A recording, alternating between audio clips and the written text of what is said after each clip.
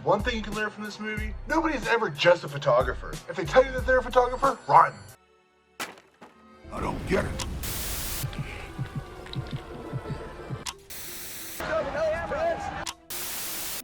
Hi, I'm Tom Savini, and you're about to watch Terror Reels.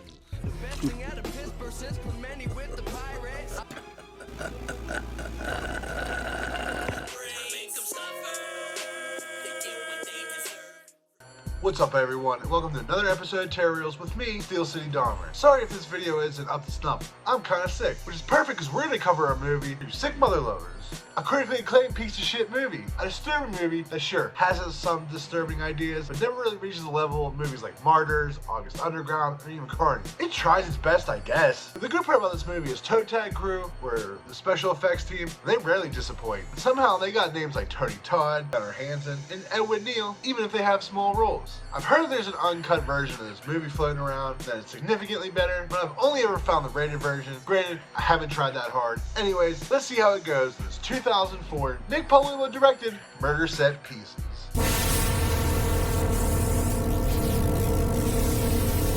We open this movie with a camera flashbulb flashing because this movie is all about its originality.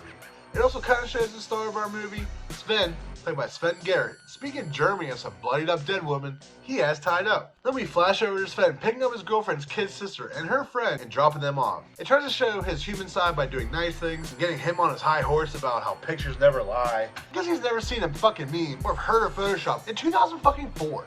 But it all comes off very shallow. Drops the girls off at his girlfriend's salon, works out, and decides to hit the Las Vegas Strip to some awful techno music.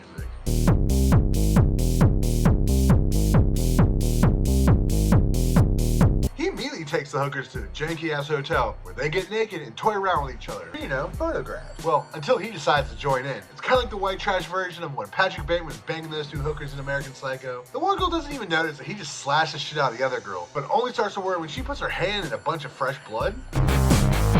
All these kills I won't be able to show you because you either had tits or they just didn't happen. Don't blame me, blame YouTube. We flash over to his girlfriend Charlotte, her kid sister, and Sven having dinner and making the most awkward small talk I've ever seen in a movie. Do you always eat your meat that bloody? Yes.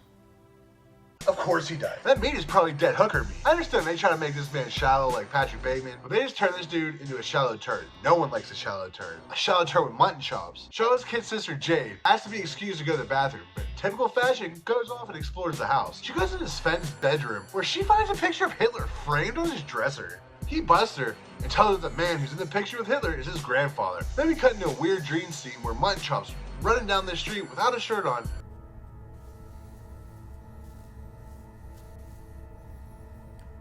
He was a hero, you know? Yeah, I'm sure he was. His mouth covered in blood, as we see flashes of dead women. This is just to let you know, this dude is really crazy.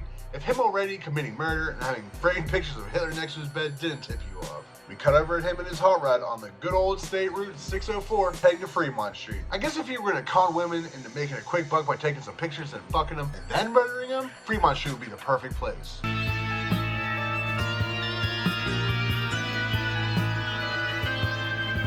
He finds this girl alone, drinking and playing the quarter slots. He plays Mr. Smooth Mutton Chops and slides a quarter into her slot machine and wins for like 17 bucks. This is all she needs. And next thing we know, she's being a modest model for Sven. At first, she's really only showing some whale tail, but eventually gets down to her lingerie before Sven being the big dumb doofus that he really is.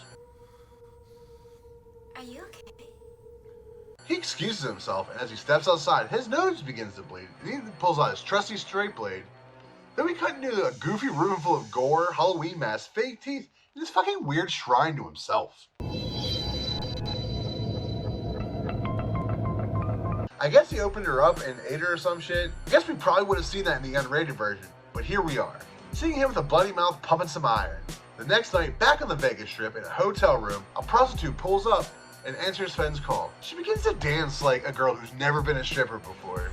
Before she can even get out of her panties, Sven grabs her from behind and begins to drown her in the bathtub.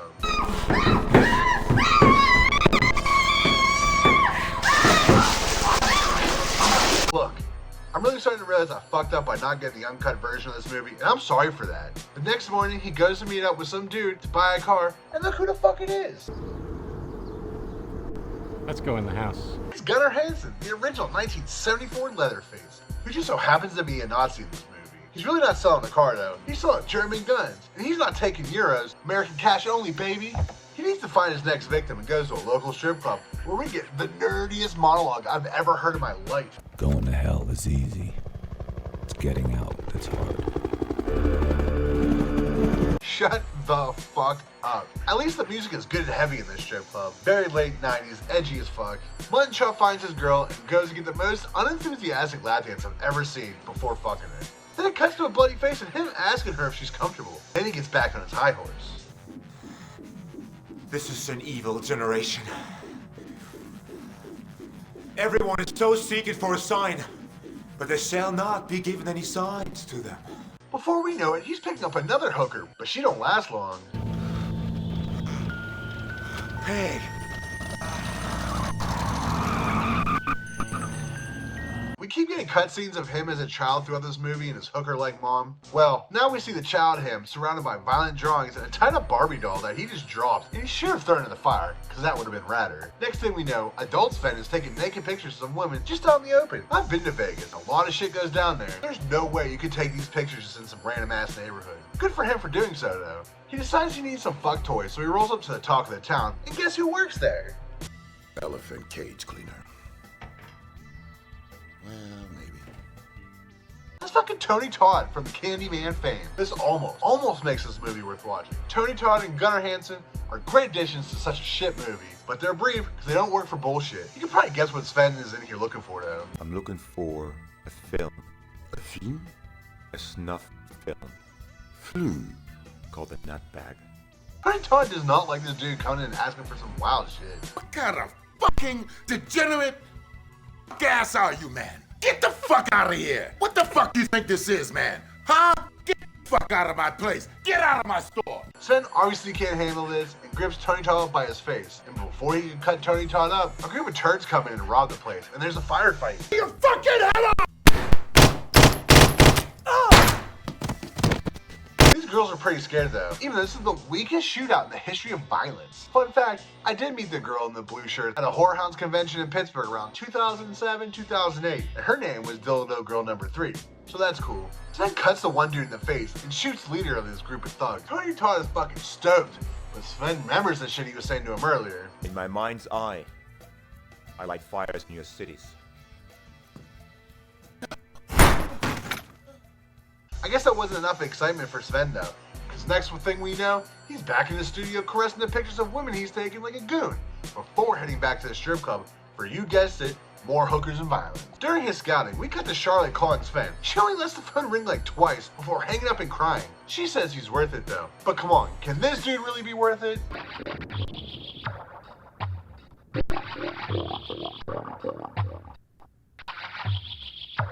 We see him on the strip briefly before we see something actually cool in this movie.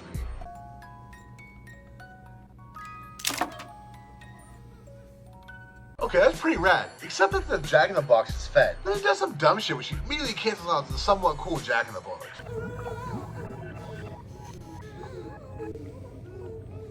Time to fill it up. While he has this woman hogtied, he gets distracted by his own shrine and spends a solid 90 seconds rubbing some Nazi shit before yelling at his lady in German. She's a Las Vegas hooker, my guy. She doesn't know what the fuck you're yelling at her. He grabs the camera, spouts out some half-ass poetry at her before grabbing a box of teeth.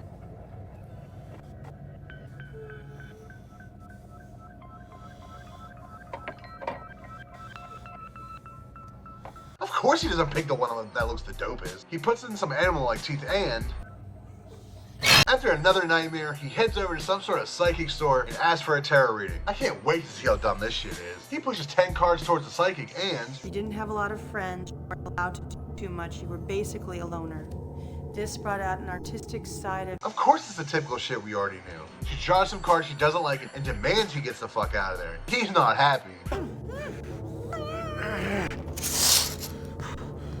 He pulls up to this girl's house who I'm assuming is like a side piece or another girlfriend, and she just yells at him while he's just standing there just eating some chicken. He breaks up with her. In anger, she spits and slaps at him, and he chokes her out against the wall and pulls out his trusty switchblade, and then it flashes to this.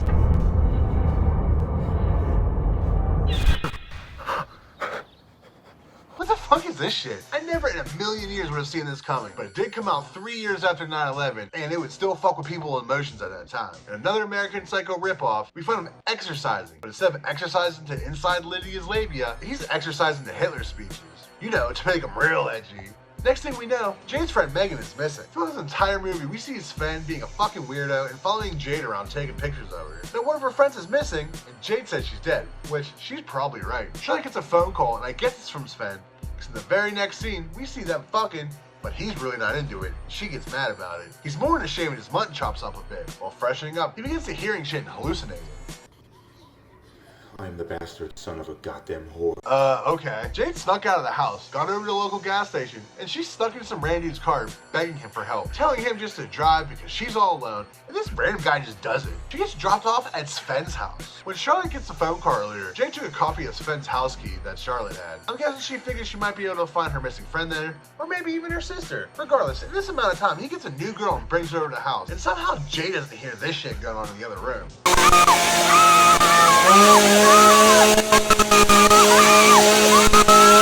Well, she did find the entrance to the closet and...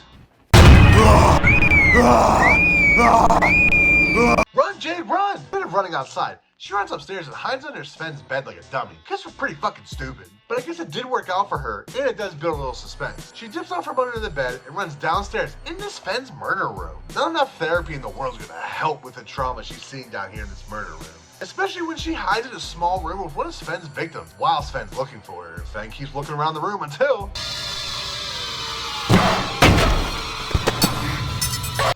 Take that. She almost gets away too, but Sven grabs her and tosses her on the table and is about to fuck her day up until... Fuck! Nothing good. He yells at her in German before getting a board to the face.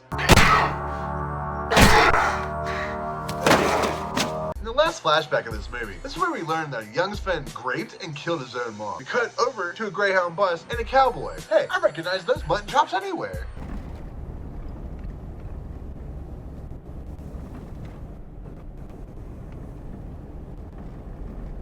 He lays some smooth talking down to his next victim as he's off to LA. Smile.